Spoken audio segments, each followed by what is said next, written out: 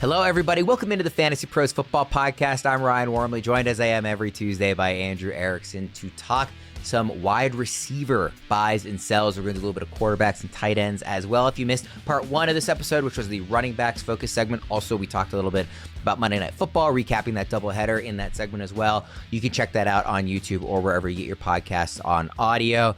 This is our wide receiver buys and sells, like I said, plus some quarterbacks and tight ends. I do want to let everybody know that if you want a chance to win the crown jewel of any fantasy football league, the Perpetual Fantasy Football Trophy, courtesy of our good friends at Trophy Smack, the #1 destination for epic fantasy football hardware, then this is your shot. This gorgeous black trophy comes with a perpetual base so you can engrave your league champion year after year. It's not just a prize, it's a legacy piece. To enter, all you need to do is subscribe to the Fantasy Pros YouTube channel right now and drop a comment below on any of our videos. That is it. We will be announcing a winner right here on the channel, so be sure to turn on notifications so you don't miss your chance to claim your prize. Erickson, who is your first wide receiver to buy? Playing the hits. Same guys last week, because I think he's the right answer. Stefon Diggs, wide receiver for the New England Patriots. Super efficient again last week. Seven catches, 7 targets for 69 yards. 29% target share, but yet again, Stefon Diggs did not score a touchdown. Basically, if you check off every receiving metric in terms of targets, yards, receptions, Diggs is near the top of the list, and he's the one guy that doesn't have a touchdown yet. So he's over a 30% target share over his last 3 games, which ranks top 5.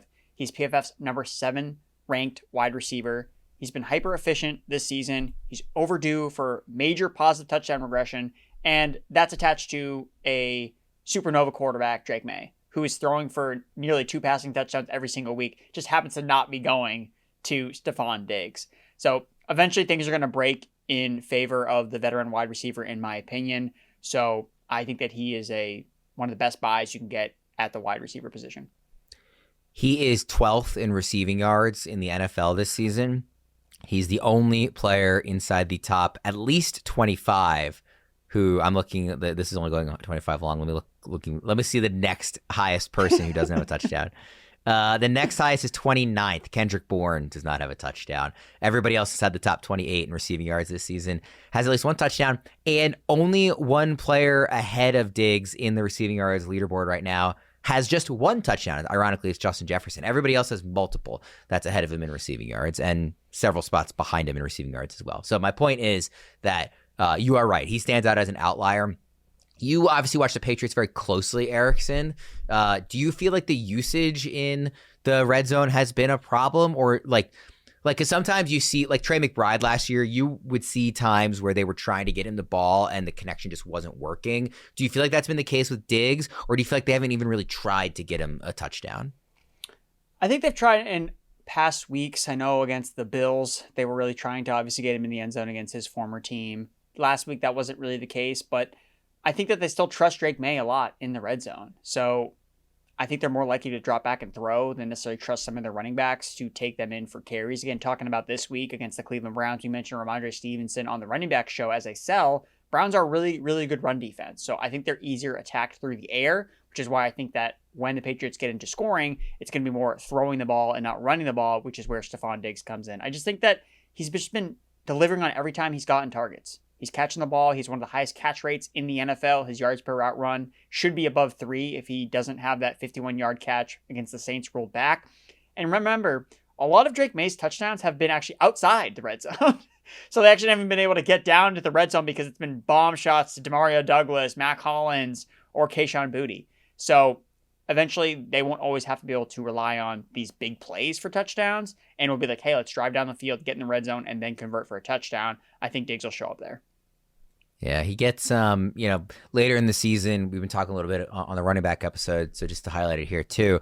Later in the season, he gets matchups against Cincinnati, Baltimore, Buffalo, some opportunities for, some big game. Like that Buffalo game is week 15. The first one was when he had a season high in receiving yards, 146. Like there's some opportunities to take advantage of good matchups later in the year. Yeah, I liked it. I mean, so he's wide receiver 24 in the rest of the season rankings. Does that sound too high, too low, or just right? I mean, I think that's right where we were talking about him last week, right? I think you put me on the spot. I feel like it might be a little low. Yeah, I think put you on the spot where he's going to finish. On the, yeah, I was like top 20, and he was like top Yeah. 24. I think 24 feels too low still. Like he's behind Quentin Johnston, DK Metcalf, Zay Flowers, Lad McConkey, Brian Thomas Jr. I think you could at least make a case that he should be ahead of all those guys. I'm not sure I would rank him as high as 18th. Like I don't know if I would actually make that move, but I think you can make a very compelling argument for every name I just read that Diggs should be higher. I know we'll talk about him later in the show, but I got Brian Thomas Jr. I'm sending him to get Stefon Diggs. That's I'm not happy about it, but I think that's what I would do. Who do you like better rest of the season? Because they're ranked back to back, Stefon Diggs or Chris Olave? I just think that Diggs has the higher ceiling. With Olave, you're just capped in the Saints offense more often than not with Spencer Rattler, and Drake May is a talent elevator among wide receivers. So Olave scored more touchdowns than Diggs this year. So far. Yeah. So I would take Diggs. So. He got 3 touchdown lead. I think it's fair that they're close together. Do you disagree with that? Do you think Diggs is clear? Okay, yeah. No, I think it's close, and I do think that even like a full PPR, Olave probably might even get the edge a little bit more. Do you agree with me with some of these names ahead of him? Like, I would rather have Diggs than, say, Flowers for sure. I'd probably rather have Diggs than Quentin Johnston. Like DK Metcalf, Lad McConkey. Like, I feel like I want Diggs ahead of a lot of these guys. I think there are a handful of guys I would rather have. I think over Johnston, I probably would rather have. Metcalf, I think I'm still going to take over Diggs. I have them actually ranked back-to-back in my rankings. I think Metcalf, he just has no target competition. It's tight ends. That's all that the Steelers use. There are no other wide receivers on the team. And when you're not facing the Bengals, it's so crazy. I think that the 2 games Rodgers has thrown 4 touchdowns, Metcalf has not caught a touchdown. which is such a bizarre stat where when Rodgers goes off, Metcalf does nothing in those games. His schedule is also very good rest of season for the Steelers. Let me ask you this one more, and then we'll move off Diggs. Would you, because they are ranked as if you could easily get this trade done, and in fact maybe get Diggs plus. Would you trade Garrett Wilson for Diggs plus? Because like Wilson, not only obviously like he just missed this game with the injury stuff on the knee, you don't know how long that's going to linger, but Justin Fields like getting benched, looking terrible, like that connection it's not panned out to the degree that we thought maybe the ceiling could have been. Garrett Wilson has had some good finishes, largely from getting in the end zone, but I feel like the passing game has looked worse lately. It's a concern, I think, with Garrett Wilson long term. So if you could trade him for Diggs plus another piece, would you do that? You're putting me in a very uncomfortable position here, Worm, because I've been looking back at my track record of any time I've evaluated wide receivers with backup quarterbacks, and it's almost always wrong. like it's been so bad. I'm burying this guy, he's going to be terrible, and then the backup makes him amazing, and then vice versa. So I kind of want to plead the fifth here because whatever I say is probably going to be wrong. I guess I would lean Diggs just because I am confident about his situation where I'm willing to throw my hands up a little bit more with Garrett Wilson. One part of me thinks, well, Tyrod Taylor, man, like they can finally throw the ball down the field. But, I mean, Garrett Wilson was fine with Justin Fields for most of the season. So is it actually good for him? So I don't know if you feel different. I just feel confident in Diggs, where I think that there's enough question marks with Garrett Wilson. Even if I'm wrong, I feel like I'm going to be right about Diggs being a hit, and that's why I would probably make the move.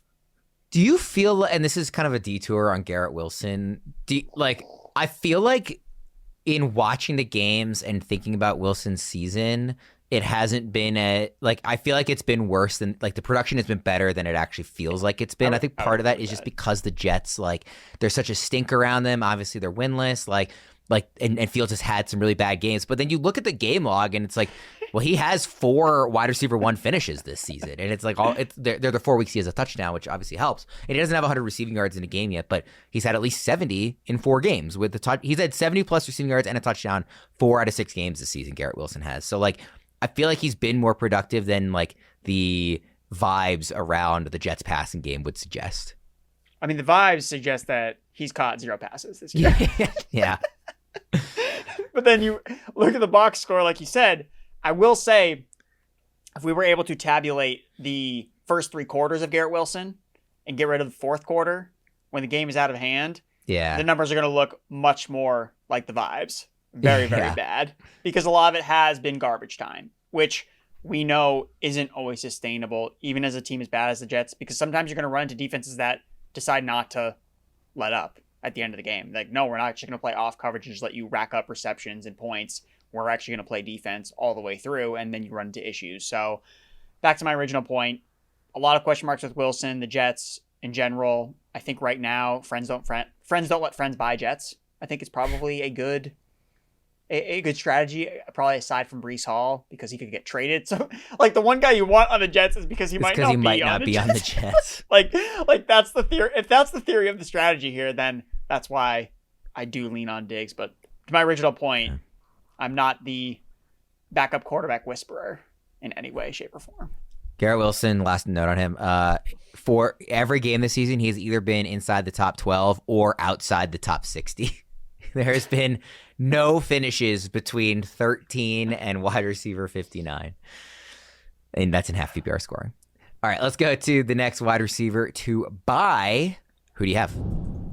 Going with Odunze for the Chicago Bears. So he has been quiet the last couple weeks coming after the Bears bye week. The Bears have obviously established a efficient running game, which I think has kind of taken some of the luster out of the pass attack, and that has hurt Odunze. 2 weeks ago, he had a touchdown, but it was called back on a penalty, so that kind of hurt him. This was just a general bad game for him, just 2 catches for 31 yards, but still had 6 targets, which led the team, 23% target share, had almost half of the team's air yards at 44%, and he ran a route on 100% of the team dropbacks. So the Bears secondary had more injuries. I think that we're going to see this team be forced into more shootouts. And I think that what we saw from Odunze to start the year, when it looked like, oh my God, this guy is a second-year breakout smash, why was I not drafting more Odunze? I still think that is in his range of outcomes. So after 2 down weeks, maybe he's lost a little bit of the shine that he had on the first couple weeks of the season. I want to take advantage of that because I want to believe in what I saw through the first month of the year when all he was gobbling up all the air yards, all the end zone targets, scoring touchdowns. I still think he's the number one guy. DJ Moore has not impressed me this season. Luther Burden, they're still have the training wheels on behind Olamide Zaccheaus.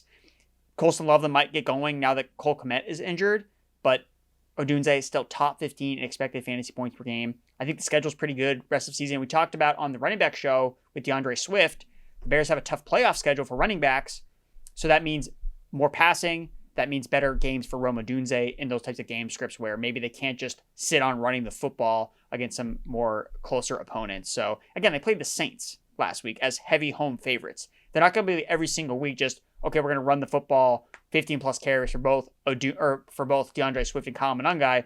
Eventually they're going to have to throw it out or air the ball out. I think that benefits Odunze. I find it really interesting that he's ranked amongst rest of season rankings as wide receiver 11 right now in the consensus rankings, because that week 2 game against Detroit, he finishes wide receiver 4. He had 128 yards and 2 touchdowns. Obviously, it was an excellent game. That would be wide receiver 1 in a lot of weeks. Outside of that, his best finish this season, even in this kind of breakout first month, is wide receiver 17. Like, he has not been a wide receiver 1 in any week outside of week 2 because the yardage hasn't really been there. That's the only week he's gotten over 70 yards. He's really needed the touchdowns to be a big fantasy producer so far. So I feel like I actually agree with you that this is a good buy low coming off 2 down games. Like, he should have had a touchdown in this game that was called back on penalty, or excuse me, on the week before against Washington. Like, there should be more scores in there. So I'm with you on buying low. I do feel like wide receiver 11 is ranked too high. Like that feels too aggressive to me given what we have seen so far this season. There's only been 1 week he has reached that threshold so far. I think it's about the upside case for him rest of season. I just don't think it's going to go away what we saw for the first 4 weeks. I mean, he's facing the Ravens this week, right? And if Lamar Jackson plays, if it's more of a shootout game, are the defense I'm really curious. I'm really curious what the Ravens defense is going to look like. Actually, everybody's been talking about Lamar coming back. Like, now that Roquan's back, like, this is basically Nnamdi Madubuike is obviously still out for the season, but outside of Madubuike, this is basically like the healthiest the defense has been since week 1. And Lamar also, by the way, didn't practice on Monday, so we'll see what that looks like throughout the week. I'm not 100% sure that he's going to be 100% back, but I'm really curious to see what the defense looks like. I'm not saying it will be good. I'm saying I'm curious to see what it looks like. If it's going, because like the stuff we saw against the Rams and the Texans and the Chiefs was just so different than what the defense was they expected to come out in the season with. So it would not shock me if the Bears have a big scoring day and the defense is just broken beyond repair for this year. But I want to keep an eye on it before I make a judgment on what the Ravens defense will look like in the second half of the year. Agreed. And I think that maybe plays into my hand where the Bears are going to have to throw more. Maybe they don't have as much rushing success that you suggesting. Getting Roquan Smith back matters a lot for the interior of that defense. Maybe they just don't get curb stomped by the run. And I mean, the Bears are underdogs on the road, which would suggest, hey, they're going to have more passing volume here. And look, last week, again, 2 for 31, but he still led the team in targets, right? So he still had 6 targets, which led the team with the 23% target share. So I still think he is if you do you disagree with me, like, is he the clear alpha in this Bears passing attack? Do you feel confident saying that Odunze is the alpha? Yes. Okay. Yeah. All right. Yeah. So I'm not disagreeing on the take. I would buy low on Rome Odunze wholeheartedly. I just think the ranking is a little aggressive in the consensus rankings. Like him or Emeka Egbuka. I'd rather have Egbuka, like, now that Evans is out for a while. Yeah, I would agree. Pickens, AJ Brown, Cortland Sutton. I think you could at least make a case that he should be behind all those guys. I think AJ Brown is very interesting because that's a question I was getting like 3 weeks ago. Like constantly, It was like, oh, Odunze or AJ Brown, and it was always dependent on, well, did AJ Brown have a good game or a bad game? I mean, I would consider Teteroa McMillan versus Rome Odunze, and they're 7 spots apart in the rankings. They're Odunze wide receiver 11, Tet is wide receiver 18. Like, I get it. I'm not saying that ranking is definitively wrong, but I could make a case for McMillan. I think, like, I just think wide receiver 11 is too high. I think it should be more in the teens, but I strongly agree with him as a buy low. Rome Odunze and Stefon Diggs seem like strong buys. You can use the trade analyzer at fantasypros.com/myplaybook or on the Fantasy Pros app to instantly evaluate how any trade will affect your team for this week, the rest of the season, or even in Dynasty. Erickson, let's get to a wide receiver to sell. All right, so talked about earlier how I'm not good with evaluating wide receivers with backup quarterbacks. So I'm looking at a receiver that's going to get his starter back and make him potentially a sell because he's performed at a high level with his backup quarterback, and that's Jordan Addison for the Minnesota Vikings. So he has been on an absolute tear with Carson Wentz. He's 8th in fantasy points per game, which when I looked at the box score the last 3 weeks, I couldn't believe it. But Addison was one of the players I was definitely wrong about in season-long drafts. The suspension kind of scared me off, but he's a very talented player. However, I do have concerns about what this Vikings offense turns into when they go back to JJ McCarthy, because I think that that's going to be the case because Wentz has been really good for these receivers overall. I mean, both Jefferson and Addison not have only been like producing, I think it was like around 100 receiving yards per game, very close to that mark, but both guys are top 7 in terms of expected fantasy points per game. So Carson Wentz has been low-key a wide receiver fantasy wagon, like putting these guys in positions to score a lot of points. And is that the case with JJ McCarthy, who essentially a rookie quarterback where we've seen him play 1 good quarter of football. He got injured. He missed a lot of time. And I think that he's going to be the quarterback probably in week 9.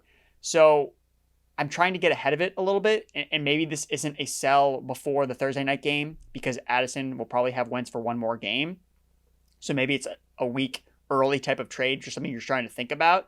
Because I do want to get your thoughts on this, Worm, because it's a confusing situation because the Vikings want to win games, but Carson Wentz is not really doing that, right? He's turning the ball over. He's taking sacks. Are they going to continue to go back to him as the quarterback, even though he's helping these receivers put up numbers, but those numbers aren't helping them win games necessarily, which is obviously the Vikings' main goal. So it's been really good. My main point is it's been really good with Wentz. Does that sustain with McCarthy as the starter in this offense from week 9 onward? That's where I get concerned. And if it's going to hurt anybody, I think it would maybe hurt Addison as the wide receiver 2 compared to Jefferson, who is the alpha in this offense, where maybe he maintains his production, whereas Addison kind of falls off a little bit. Well, it's really tricky because not that we've seen a lot of JJ McCarthy, but even the little bit we did see was when Addison was suspended. So exactly. We have not seen like the sample size is literally 0. Literally they have not been on the field together. So it's like very hard to tell. I love Addison the player so much. You talked about this on the running back show a bit of like just go get good players. And I just think Addison is a good player. But at the same time, I remember talking a lot about this when I was talking about the Bears receiving room going into last season, about how rookie quarterbacks almost never support two like high level fantasy pass catchers. It's very, very rare that you see that happen. And McCarthy, like, again, very small sample size just of him being on the field at all, no sample size with him having these two receivers on the field together, didn't scream like, oh, this is the type of, essentially rookie quarterback who can support two high level pass catchers. And Justin Jefferson is going to get his, right? There's no debate about that. So by all that accounting, it makes a lot of sense to say maybe sell Addison, maybe even try and do it after this upcoming week, see if you can get one more great week with Carson Wentz. At the same time, I think he's just a good player, and I think he looks, and I don't know how much of this is Carson Wentz, force feeding him the ball versus him taking a step. I think he looks better this year than he has like in his first two seasons. Like I think Addison like looks to me like he maybe has taken a step. I mean, in 3 games, two of them, he has gone over 100 receiving yards. Like you said, he's been very strong this year. 114 receiving yards and then 128 in 2 of the 3 games. And then the other one he had a touchdown in. And that was, at Cleveland, which is not an easy place to play. So I say all that to say, like, I really like the player, and I think he has taken a step forward as a player this year, at least based on these first 3 games. But it's not going to matter if the quarterback can't get him the ball. So I guess what it really comes down to is price. Like, what do you think you would be getting in return for somebody like Addison? Could you get Diggs or no? I think it maybe depends on the manager. I actually don't think that's totally off the table. Could you get McMillan? Probably not. I think that would be harder. Okay. But I would trade Addison plus for McMillan. Okay. What about Pittman? I think you could get Pittman. Okay. I think Pittman is more of a floor guy than a ceiling guy. He's been good this year, and obviously the offense has been great this year, but like he needs the touchdowns to sustain, to be productive. Whereas like Addison has 2 games over 100 receiving yards. Pittman has 1 game where he's even reached 80. So like Pittman needs the touchdowns. Yeah, to your point about how great Addison has been this year, when I was looking at the expected fantasy points, just kind of get an idea of, he's probably scoring above expectation. I think the first game he came back against the Steelers, he had this monster long touchdown. But when you actually look at his points versus his expected points, he's doing exactly what he should be doing. So it's not that he is overperforming in any way. To your point, he has been just balling out. However, the quarterback just kind of concerns me, and maybe doesn't concern enough managers, especially with me being so bad about backup quarterbacks. Well, they're putting the starter back in, so maybe this is where I'll be right about selling a receiver before a quarterback change, because I'm usually wrong in these situations. Yeah. So I think, do you package him? Who are the receivers ranked around him in ECR? So I was going to ask you this. I want you to rank these 3 because they're all next to each other, and they're all talented number 2s. Higgins, Jordan Addison, Devontae Smith. I knew this was going to be the guys that you were going to bring up.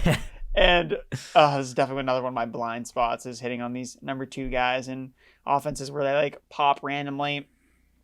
How I would rank them rest of season. So yeah. I have Addison the highest. So if it was up to those 2 guys, I think I'm still rolling with Addison, which now that I'm saying it feels wrong.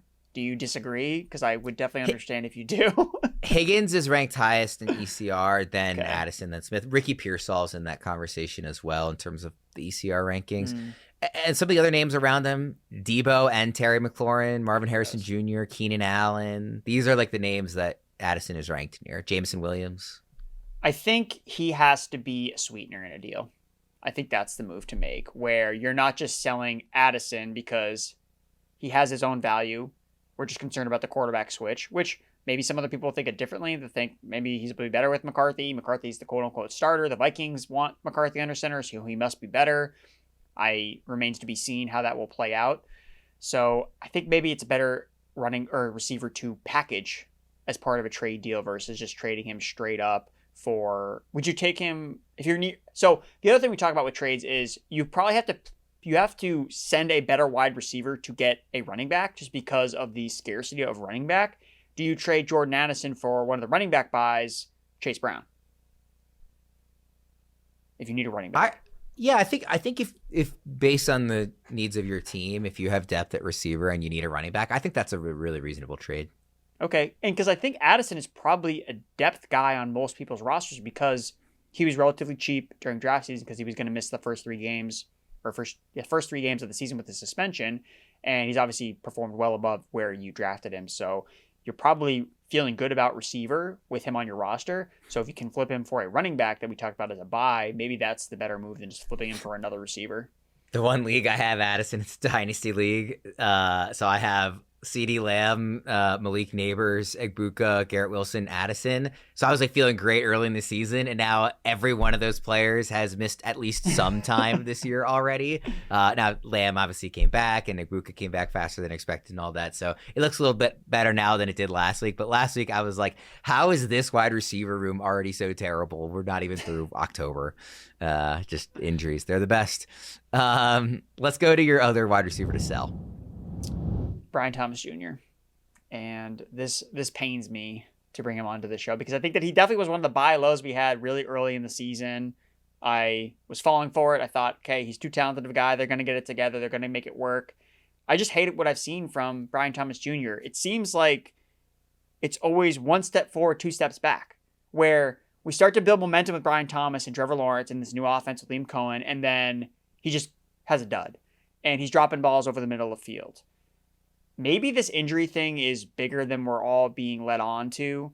He was dealing with a wrist injury earlier in the season, and in this last game against the Rams, he's holding his shoulder. It looks like he's banged up, and he didn't even take like a big hit in that game. It just looks like he's not 100% healthy, and I wouldn't be surprised if after the season we're going to get a report, Brian Thomas played entire season with torn labrum.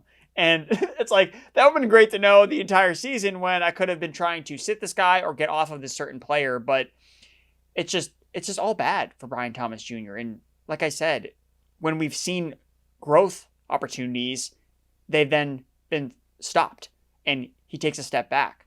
So for me, he's on the bye week this week. We don't know what the extent of the injury is, but against the Rams, 3 for 31, 8 targets, more drops. And honestly, why I feel comfortable selling low on Brian Thomas Jr. at this point is in the fantasy playoffs, he faces the Jets and the Broncos, right?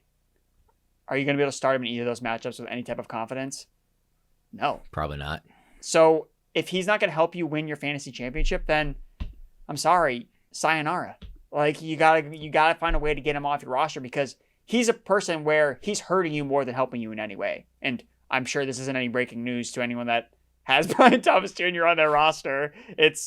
When we're talking about biggest busts of the season, injuries aside, and if he's dealing with an injury, like the worst thing is when guys actually play through injuries and it hurts their production.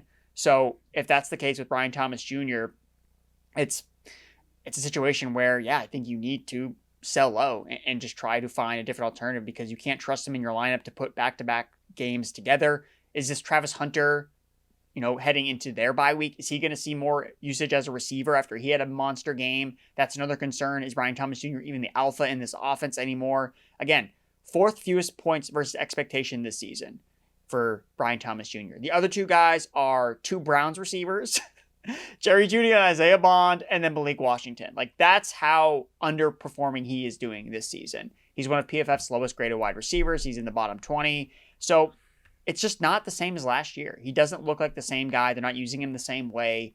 And for all those reasons, I think that he's a sell low. And I really hate doing sell lows, especially on a player that I wanted to buy earlier in the season because he started off not great. I have some concerns just because they're on their bye week and maybe Liam Cohen fixes everything, but maybe that's the idea that you use to sell Brian Thomas Jr. is that, they're going to fix everything in the bye week and that's the reason why you should trade him away or trade for him when, I don't know, I feel like I've seen too much of him with Trevor Lawrence and it just looks like this, man. It's just like, it's not a cohesive chemistry between these 2 quarterbacks and it just goes back to who was the quarterback when Brian Thomas Jr. was breaking out melting faces last year. It wasn't Trevor Lawrence. It was Mac Jones. So, I don't know. That's a laundry list of reasons why you should be off Brian Thomas Jr. Worm, have I convinced you that he is a guy you should sell low on? You didn't need to convince me. I was already there. Worm was here like 3 weeks ago. Yeah. What I wanted to ask you as a follow-up is, like, I think that selling low on Thomas is, like, pretty clear at this point. So rather than asking about him in redraft, I am curious what you would be doing with him in Dynasty. Because going into the season, this was like, oh my gosh, I have one of like wide receiver 6 in Dynasty rankings, whatever it was like around there. Like people were over the moon about Brian Thomas Jr. in any kind of Dynasty or keeper format. So in that kind of league, would you be looking to sell him also, or would you be looking to hold him and say, like, hopefully next year it's better? I think it depends on the quarterback thing, where I'm getting Trevor Lawrence, Brian Thomas Jr. vibes that I get from Kyler Murray, Marvin Harrison Jr. vibes, where it just seems like this quarterback wide receiver pairing is just not going to work, right? No matter how they spin it, no matter how much time they get in practice. And it kind of occurred to me when I'm watching Joe Flacco just rip the ball to Jamar Chase like they've been playing as teammates for the past 10 years.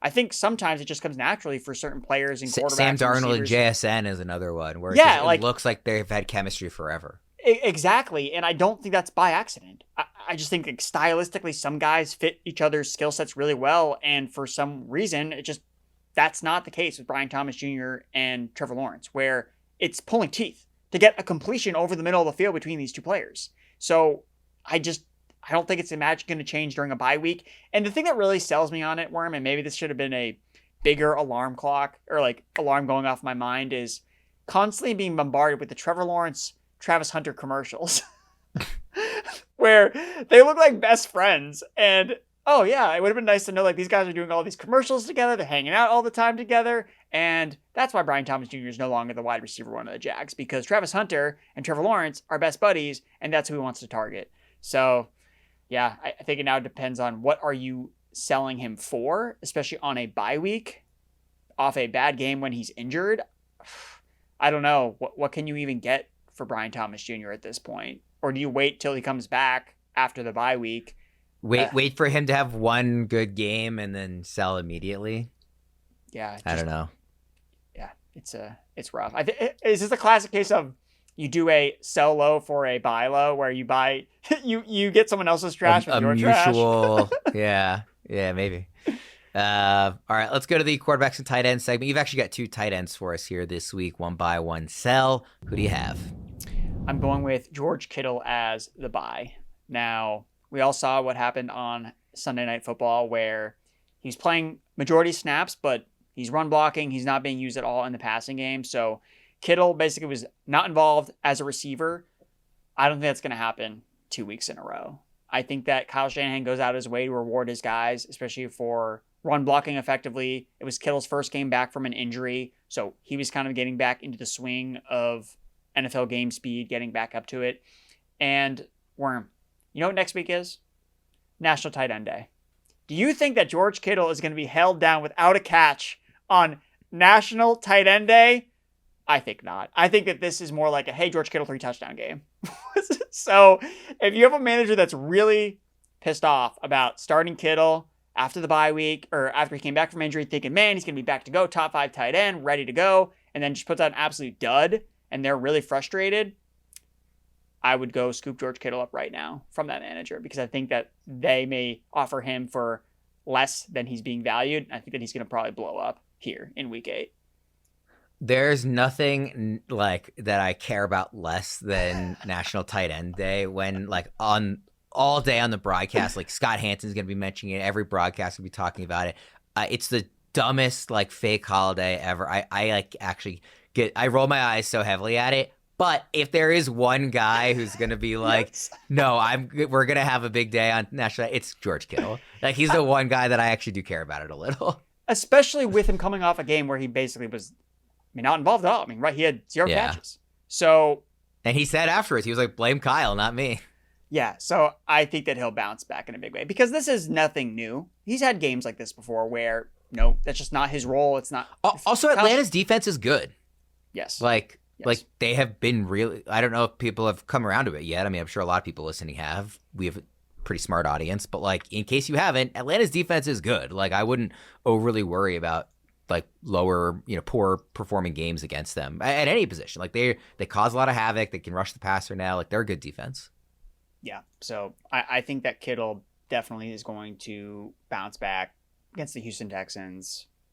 Honestly, it could be any matchup, and I would feel much more confident about starting Kittle this week just because Kyle Shanahan said after the game that he wanted to run the ball 40 times against the Atlanta Falcons. So clearly there was no, hey, we're going to sling the ball all around the yard. And there's also a chance that Brock Purdy comes back. So Brock Purdy, George Kittle, they have built-in chemistry already. We saw Kittle balling out in week 1 before his injury, and Brock Purdy was the quarterback. So I think there are enough reasons to skew positive towards Kittle having a major bounce-back game. And trust me, the George Kittle managers are not happy after last week, as he made very, very clear on the podium post-game. What tight end are you selling? Travis Kelce. That's the guy that I want to sell. I think that the Rashee Rice, when he came back into the offense, he just established himself as the alpha, right? Nobody else was nearly as heavily involved as Rashee Rice was, and it was in a blowout, and it was so clear that, hey, Rice is the number 1 target in this passing game. Travis Kelce has now played 4 games in total with Rashee Rice since the start of last year. His tight end finishes in those games, including this last week when he had 3 targets, tight end 20, tight end 14, tight end 46, tight end 19. So Kelce is not a fantasy tight end 1 when Rashee Rice is on the field. And I think that right now he's still kind of valued in that range just because of the position, but you can flip Travis Kelce for George Kittle, or Travis Kelce plus for George Kittle. I'd do it in a heartbeat. I don't really disagree with you, but just to play devil's advocate, do you think there's any chance that for this game in particular, this was the Chiefs saying like, hey, we are so much better than this team. We can play with our food a bit.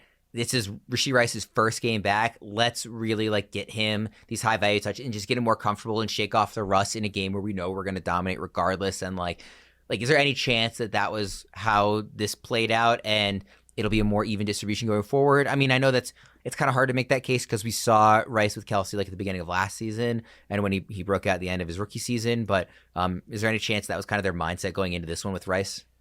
I definitely agree with you on that because everything around the red zone was get the ball to 4. Yeah. Get the ball to Rashee Rice. We want to make sure that everyone knows that he is back scoring touchdowns. So I don't think it'll be that heavily skewed in the red zone per se with Rashee Rice versus some of the other guys. I think Kelce is just touchdown or bust at this point.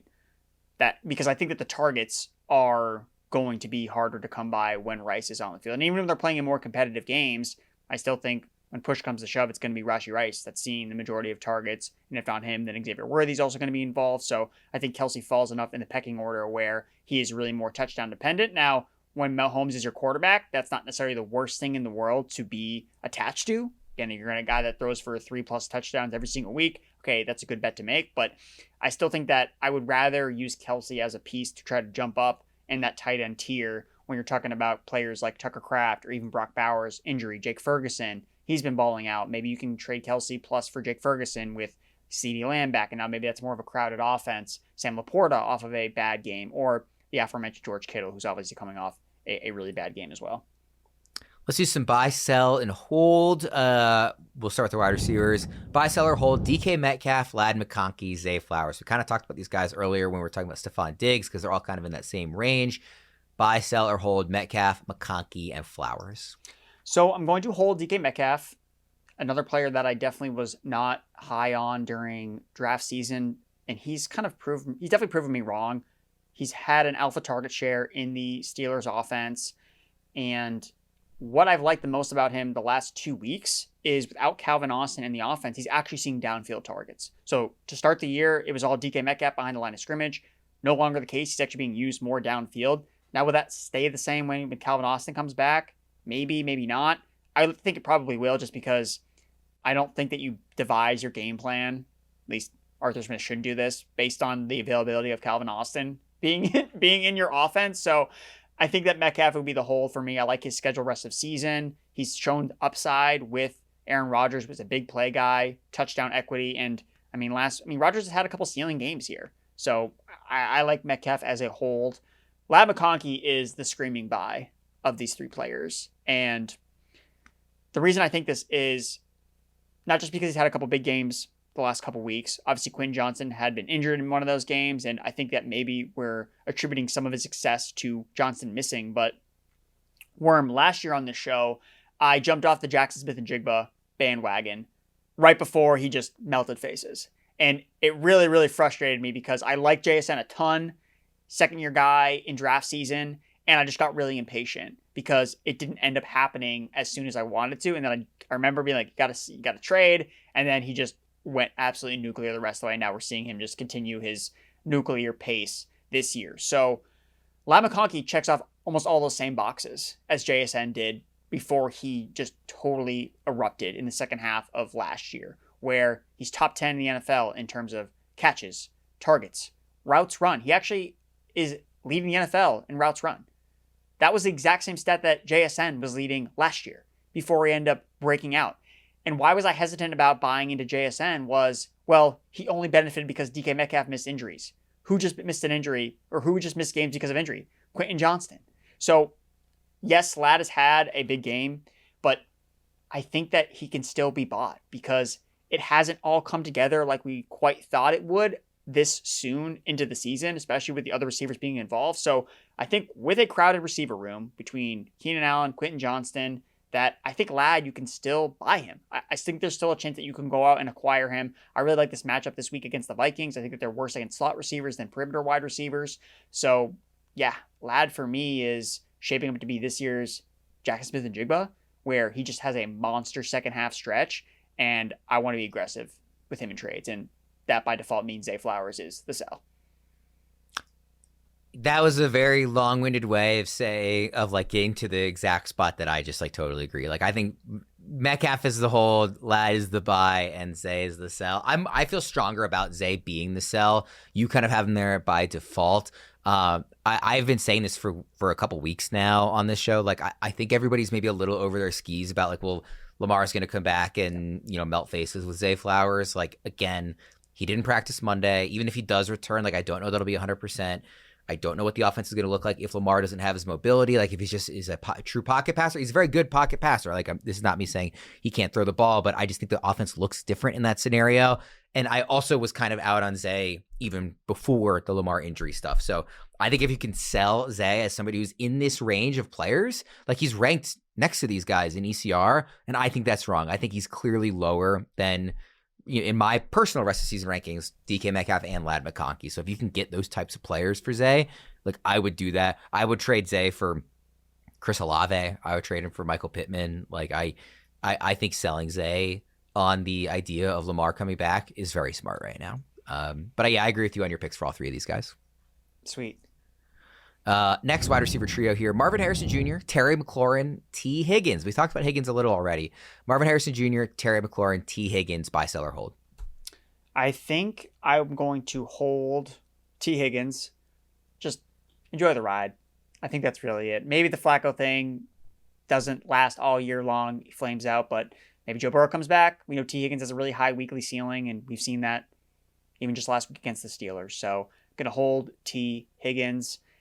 Marvin Harrison Jr., I think I'm going to sell just because a lot of the same reasons that we're selling Brian Thomas Jr. is I've seen enough of Kyler Murray and Marvin Harrison Jr. to just, it's not happening between these guys. They don't have the chemistry. For him to break out and to live up to the expectations of where he was drafted, I think that he needs a new quarterback. And I was kind of hopeful that maybe we could see that from Jacoby, but he got a concussion in the first game, and then it was a Trey McBride show in the second game. And all indications are the Cardinals are going to go back to Kyler Murray after their bye week when he's healthy. So I'm going to be selling Marvin Harrison Jr. And then I would be buying Terry McLaurin.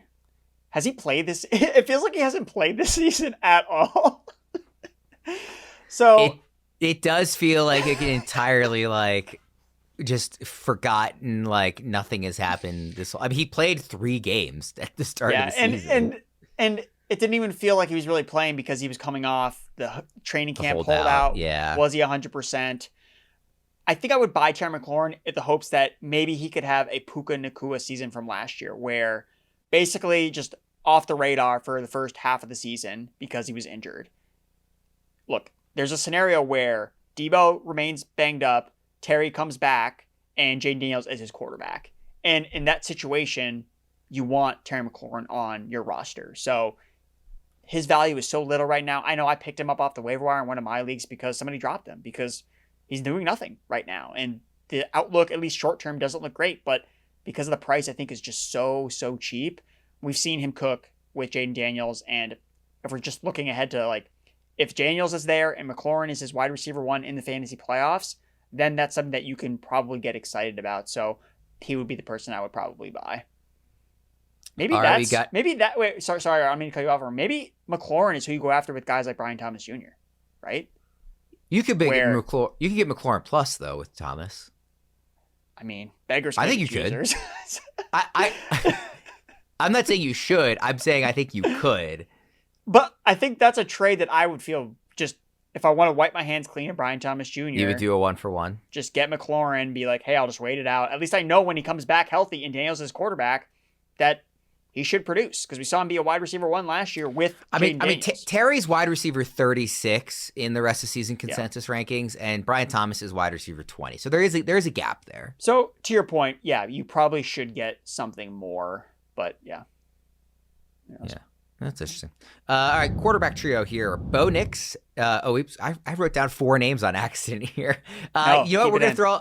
We'll leave it all 4. Buy, sell, there or are hold. no accidents on this show. You get 1 bonus here. You can double up on buy, sell, or hold. I will allow it. Bo Nix, Jared Goff, Matthew Stafford, Jackson Dart. I'm going to buy Jackson Dart. The rushing has just been absolutely fantastic for him, and despite that he doesn't have Malik Neighbors, he just continues to ball out. Super impressed with what he was able to do against a Denver Broncos defense on the road. Jackson Dart this year reminds me a lot of Drake May as a rookie, where the guy's just doing it all, and we know that the circumstances aren't that great around him.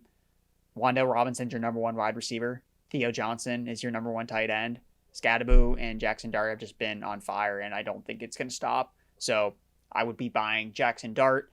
I think I'm going to hold the pocket passers between Goff and Matthew Stafford. Just elite weaponry, been really efficient in terms of passing touchdowns, passing yardage. Stafford threw for 5 touchdowns without Puka. Just absolutely insane how efficient he has been this year and without Puka. And Puka's going to come back. So, yeah, I want to buy these pocket, or I want to hold on to these pocket passers. And then I would probably sell Bo Nix. It's just been, he's coming off a monster game that we all know was, everything happened in the fourth quarter. He has just been too inconsistent for me to rely on when the stakes are its highest in the fantasy championships, where am I going to be relying on Bo Nix to get it done for me? I don't know the exact schedule for the Broncos, but I don't think that it's actually super great, especially during the playoffs. I know that their receiver schedule is not that great, so I'd have to double check what the matchups are. And so correct me if I'm wrong, Worm, but I think Bo Nix, just off the game points-wise that he had last week, I would be probably selling high on that because it was all fourth quarter driven. I mean, just such a crazy game for him with that type of output and the ups and downs with him. I just don't think that he's taken that next step that a lot of us thought that he would do in year 2 with Sean Payton. If anything, he's kind of regressed a little bit, which concerns me for relying on him on a week-to-week basis. I know that he runs and he has some good weapons, but the trust factor has just not been there with Bo Nix for me. Fantasy playoffs for the Broncos are Green Bay, Jacksonville, at Kansas City. Yeah, so not great. Jacksonville, I mean, that's a good matchup, but yeah.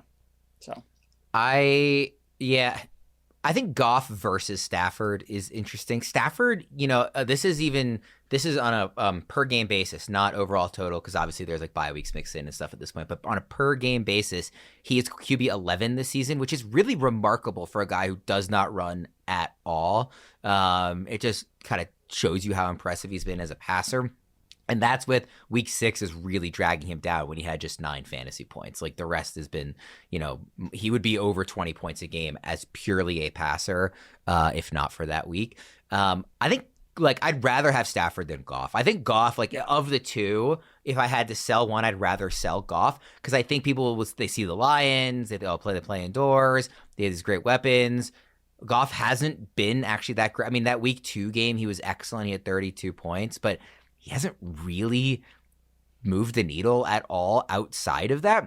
He's been more solid than good. I mean, if you look at his QB finishes, It's QB 21, then QB 1, QB 23, 22, 13, 18, 21. Like, he has not had a top 12 finish outside of week 2 this season. So if you can sell him based on just the Lions of it all, I'd rather sell him and hold Stafford of those two. I agree. All right, tight end trio to wrap things up here. Dallas Goedert, Dalton Kincaid, and then everybody's favorite breakout, Odunze Gadsden II. Again, Goedert, Kincaid, and Gadsden, buy, sell, or hold. Somebody is going to be very sad with some of these Chargers players after they play the Vikings, because I don't know if we're going to get all 4 to be productive 2 weeks in a row. We'll see. I think for me, Kincaid would probably be the buy. I think that I liked what I've seen from him this year when he's been healthy. Now, obviously, the health is the biggest question mark, but nobody else has really stepped up in this Bills pass catching room. Josh Palmer is banged up now. If Kincaid is healthy, I think he's probably the guy I would want to buy. He's been hyper-targeted at a really high rate this season, similar to last year, and he's been catching touchdowns. And Josh Allen's also his quarterback, so the Bills are still looking for answers at receiver. Maybe a healthy Kincaid can be that guy, so I think I'd probably buy Kincaid. Gadsden would probably be my hold, or, add him off of waivers, and then you would hold him. Look, rookie tight ends aren't supposed to do what he's doing, right? So it's very possible, going back to, hey, we're trying to buy talent, we're trying to get good players on our roster, and then the situations will just kind of fall into their favor. I mean, if he's the starting tight end for the Los Angeles Chargers rest of season, that has a lot of power. So I think that he would probably be my hold if you add him off waivers. And then Goedert would be my sell. And the only reason he would be my sell is I know what Dallas Goedert is, and he's a back-end tight end fantasy one every single year, right? Nothing more, nothing less. And I don't think that's going to change, especially after what happened last week, where he kind of played third fiddle to Devontae Smith and A.J. Brown. Seems like every week we're going to see one of these Eagles pass catchers kind of disappoint just because there's not enough mouths to feed in that offense. So Goedert, for me, I just know what he is. Like, I don't think that he's going to be a top 5 tight end in anytime soon, unless one of those receivers gets injured or traded. So I would probably just sell him just based on the lack of upside, where he's probably just going to end up being in that tight end 12 to 15 range when the season finishes. I think that's a totally fair breakdown from you. I would say, like, Gadsden, I think there's a case for him as a sell too. Just like unless you think he is Brock Bowers and Tyler Warren and just happened to fall as late in the draft as he did by some fluke, and he actually is on those level, like, you should not have high expectations for a rookie tight end, even if he's getting the opportunity that he's going to get for the Chargers. And coming off of the best game a tight end has had this season in production, like, as a late round rookie pick, this is going to be inconsistent.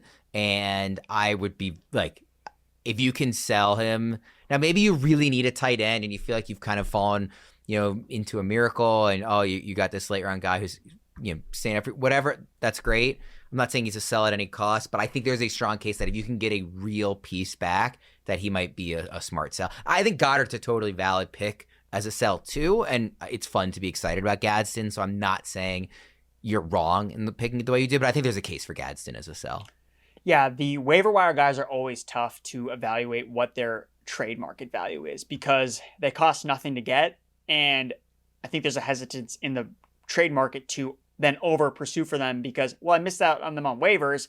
I don't want to trade an actual asset now to get a player that I could have got on waivers for my fab dollars. So I think that hurts you in the position to trade Gadsden, even though I agree with you in theory. Yeah, trade this rookie tight end, day 3 pick after a insane monster game. Although, to his credit, he has had some other good games this year, besides just this last one where he's been targeted a lot, he's running a lot of routes, and at tight end, attached to Justin Herbert, that's not necessarily the worst bet to make. So, yeah, but I do agree with your sentiment about the process behind selling high on Gadsden if it's possible. All right, we'll go ahead and wrap things up there because we went extra long actually on both episodes this week. Got a lot of content there for you. Best of luck here making your trades in week 8. For Erickson, I'm Ryan Wormeli. Thanks for tuning in. We'll see you next time.